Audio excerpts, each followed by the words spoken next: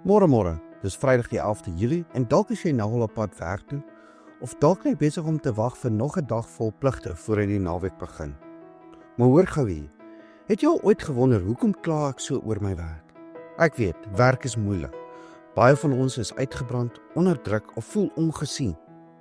Maar wat as ek vir jou sê, jy is nie net by daardie werk omdat jy daarvoor aansoek gedoen het nie. Jy is geplaas deur God. Ja, jy werk nie net vir 'n maatskappy of 'n baas nie. Jy werk vir die koning van alle konings. In Kolossense 3 vers 23 tot 24 sê, wat julle ook al doen, doen dit van harte so vir die Here en nie vir mense nie. Want julle weet dat julle van die Here as beloning die erfenis sal ontvang. Want julle dien die Here Christus. En dis die punt. Jou houding by die werk wys wie jy werklik dien. Mense kyk. Hulle sien nie net jou werk nie, hulle sien jou geloof.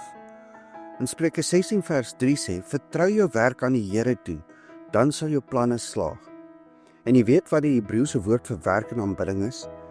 Dit is die woord awid. Dit beteken om te werk, om te dien, om te aanbid.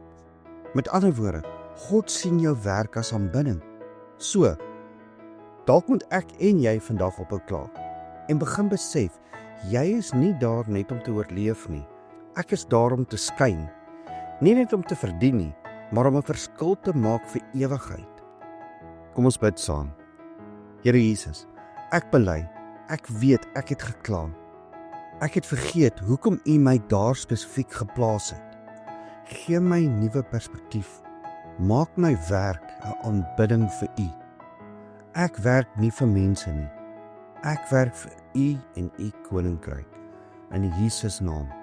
Amen. En onthou, jy is dalk die Bybel wat iemand vandag moet ontmoet. En dalk is dit jou getrouheid in die werksplek wat iemand anders help om Jesus raak te sien. Ek hoop jy het 'n geseënde Vrydag.